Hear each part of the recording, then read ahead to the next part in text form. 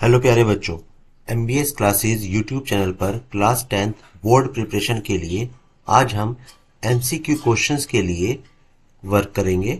तो देखते हैं first question. If cot theta is equal to 1 divide by root 3 the value of sec square theta plus cosec square theta is. हमें find out करना है कि हमें इस वैल्यू में कौन से ऑप्शन को चूज करना होगा। तो बच्चों ध्यान रखिए, एमसीक्यूज को आप जब भी सॉल्व करेंगे हमेशा ध्यान रखें कि इसको आप रफ में सबसे पहले सॉल्व कर लीजिए। मे बी पॉसिबल ये आपका 1 मार्क्स का क्वेश्चन है, तो मैं आपको according to the 1 marks question के लिए भी प्रिपरेशन कराऊंगा। मीनिंग दैट कि आप इसको सॉल्व करके कैसे आएंगे अगर ये एमसीक्यू ना होता और 1 मार्क्स के लिए क्वेश्चन आया हुआ होता। तो हम क्या कहते हैं, सबसे पहले जो हमें गिवन पार्ट है उसको हम लिख लेते हैं। Given is cot theta is equal to 1 divide by root 3। अब हमें सबसे पहले ये जज करना है कि ये 1 डिवाइड बाय रूट 3 कोट की किस वैल्यू के लिए हमारा वैल्यू होता था।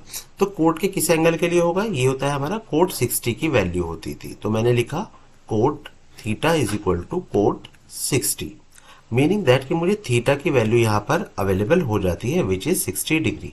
अब हमें क्या करना है, अब हमें सब्सटीट्यूट करा देना है जो हमें वैल्यू फाइंड आउट करनी थी sec square theta plus cosec square theta में।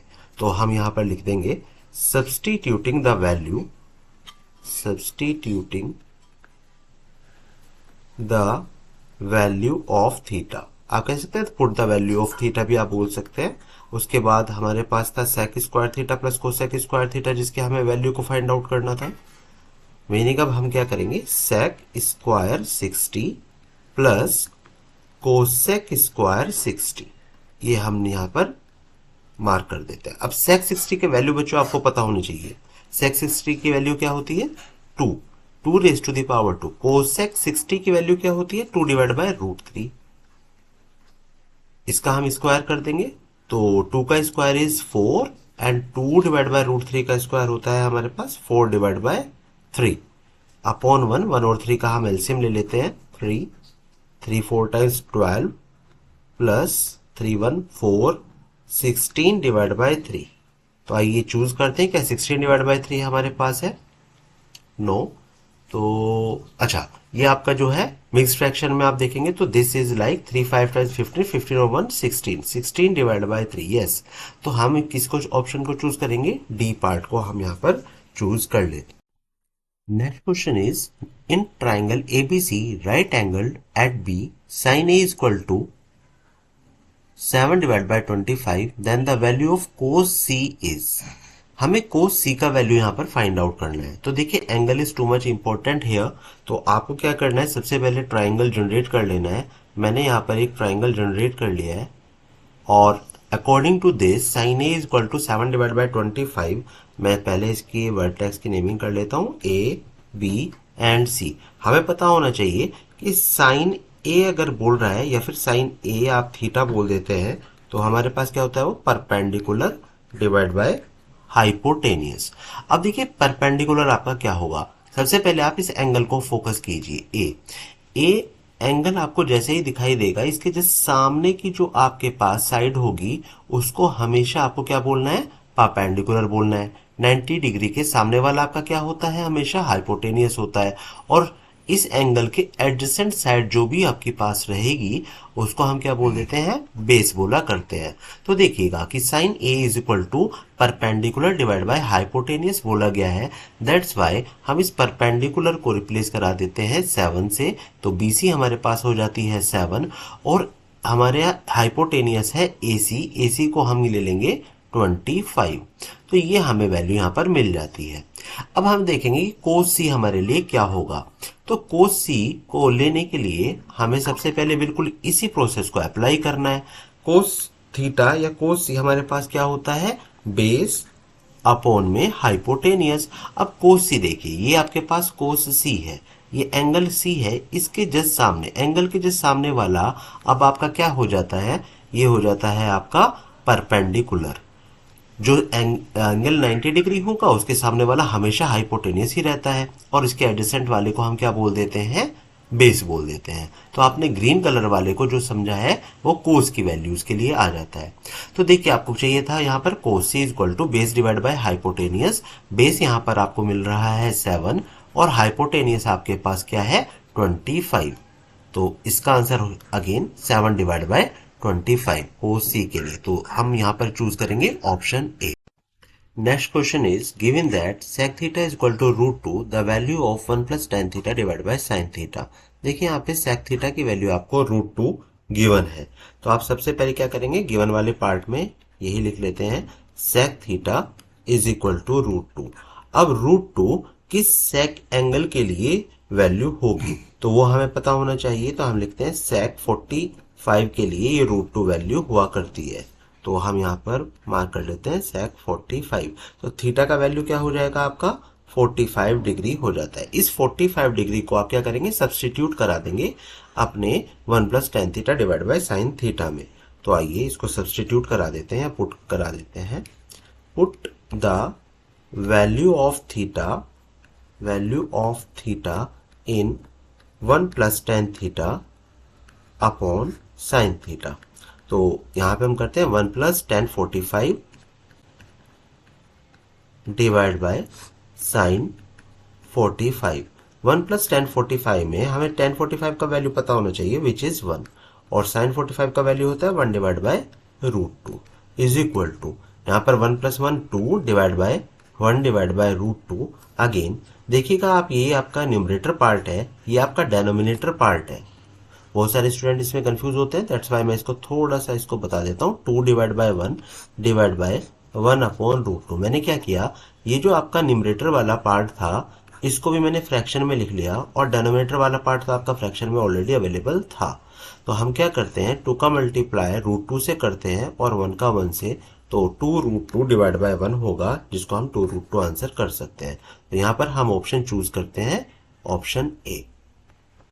Now the next question is in the triangle ABC show below. ये आपके पास एक ट्राइंगल है जहां पे आपको गिवन है x ratio y is equal to 1 ratio 2। कभी भी आपके पास रेशो में वैल्यू होती है तो आपको एज्यूम कर लेना चाहिए। Like let x is equal to a on and y is equal to 2a। तो देखिए आपने क्या किया है, ये x की वैल्यू को आपने a कंसिडर कर लिया और y को 2a। तो हम इस ट्राइंगल के अंदर एंट्री करते हैं और देखते हैं इन ट्राइंगल ABC आपको करना है angle A plus angle B plus angle C is equal to 180 degree. इसका रीजन होता है एंगल सम प्रॉपर्टी। अब देखिए A आपके पास क्या है Y, तो मैं यहाँ पर A के लिए Y पुट कर देता हूँ। एंगल B क्या है आपके पास 90 डिग्री, तो आपने 90 डिग्री यहाँ पर लिया है। एंगल C इज X, मैंने X लिया है इज इक्वल टू 180 डिग्री। तो Y का वैल्यू आपने क्या एज्यूम किया था 2A, यहाँ पर आप पुट करेंगे 2A। 90 degree is same 90 degree and X के वैल्यू को आप A पुट कर देते हैं इज इक्वल टू 180 डिग्री। यहाँ पर 2A एंड 1A मिलकर होते हैं 3A is equal to 180 degree minus 90 degree. आप बोलेंगे 3A is equal to 90 degree, 3A is equal to 90 degree. अब A is equal to 90 divide by 3 जो आपको मिलता है value 30, meaning that A is equal to 30 आपको मिल जाता है। बट आपको यहाँ पे जो कैलकुलेशन में फाइंड आउट करना है वो क्या फाइंड आउट करना है 10x, मतलब आपको 10x को कैलकुलेट करके बताना है। x का वैल्यू आप ऑलरेडी समझ चुके हैं। क्या होगा कि x हमारे पास a था, दैट्स वाई 10x हमारा क्या होगा 10a। 10x हमारा क्या होगा 10a, मीनिंग दैट a का वैल्यू मैं जानता हूं, अभी हमने फाइंड आउट किया है 30 डिग्री। तो 10 30 डिग्री और 10 30 का वैल्यू हमें पता होना चाहिए। 10 30 का वैल्यू होता है 1 डिवाइड बाय रूट 3। तो ऑप्शन में जज करते हैं, यस यहाँ पे आपके पास ऑप्शन ए आ जाता है। Fifth question is in the given figure triangle ABC is an isosceles triangle right angle at C therefore. तो आपको इन ऑप्शंस में से चूज करना है। आपके पास राइट एंगल C पर है, BC और AC आपके इक्वल साइड्स होती हैं क्योंकि ये आइसोसेल्स ट्राइंगल है। तो हमें पता है कि अगर मैं इस ट्राइंगल ABC में पाइथागोरस थ्योरम अप्लाई कर दूं तो पाइथागोरस थ्योरम के अकॉर्डिंगली मैं ये बोल सकता हूं AB square is equal to A C square plus B C square. और क्योंकि आइसोसेल्स ट्राइंगल है, देयरफॉर मेरे को ये कंफर्म है कि ए सी आपका बी सी के इक्वल है, मीनिंग दैट मैं बी सी को ए सी से रिप्लेस कर सकता हूं। तो मैंने A B square A C square plus A C square किया तो मुझे मिला A B square equal to 2ac square. तो मैंने ये यहाँ पर ऑप्शन ए चूज कर लिया। मे बी पॉसिबल अगर मेरे को यहाँ पर A B square is equal to 2bc square होता तो मैं यहाँ पर ac को रिप्लेस करा देता bc से, बट ऐसा नहीं था, दैट्स वाई मैंने bc को ac से रिप्लेस कराया है। आज की वीडियो का 6th क्वेश्चन है, if triangle ABC is right angled at C then the value of cos A plus B is. देखिए बच्चों की इसमें आपको राइट एंगल ट्राइंगल सबसे पहले बना लेना चाहिए। इसमें हमारे पास होगा ए बी एंड सी, क्योंकि सी पे आपका राइट एंगल है, दैट्स वाई मैंने यहाँ पर 90 डिग्री बना दिया है।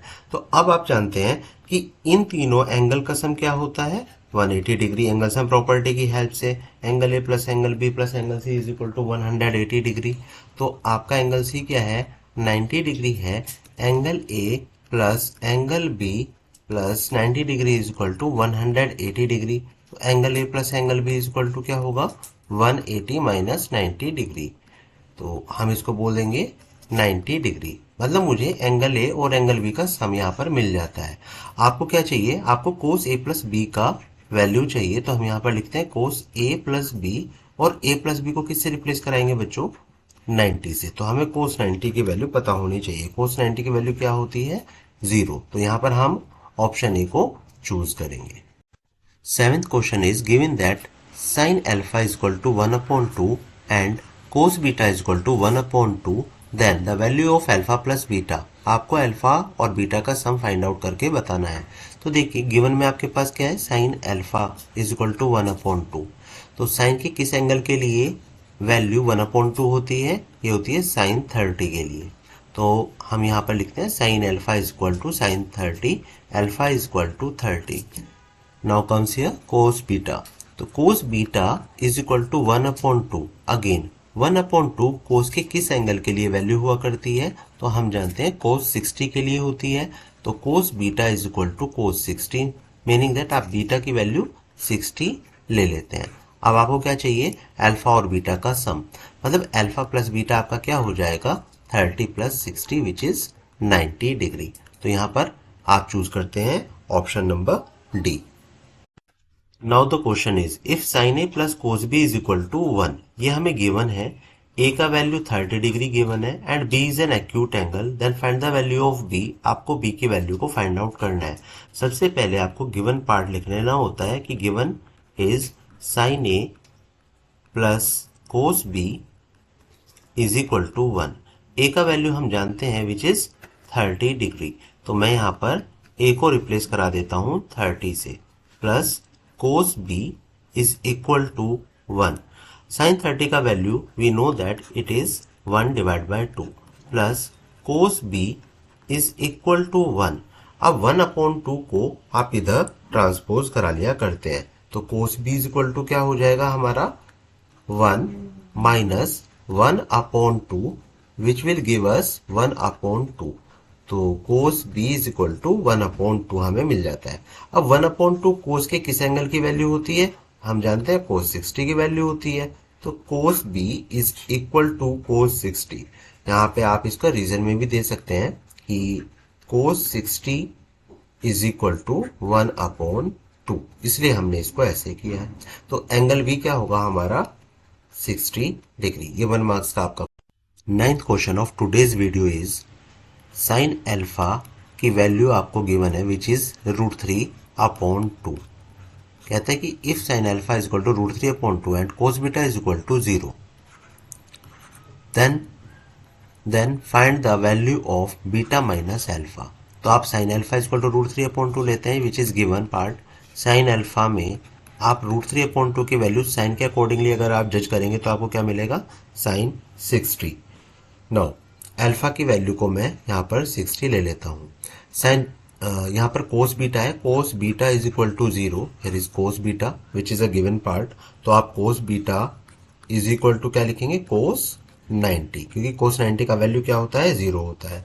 तो बीटा इज इक्वल टू 90। अभी आपको क्या फाइंड आउट करना है, बीटा माइनस एल्फा। देयरफॉर यहाँ पर आप लिखेंगे beta minus alpha is equal to, beta is 90 and alpha is 60, therefore 90 minus 60 is 30 degree. Now the last question of today's video, which is evaluate sin square 60 plus 2 tan 45 minus cos square 30। आपको sin 60, tan 45 और cos 30 की value को यहाँ पर पता होना चाहिए और यहाँ पर आप पुट कर देते हैं। चलिए देखते हैं, sin square 60 plus 2 tan 45 minus cos square 30।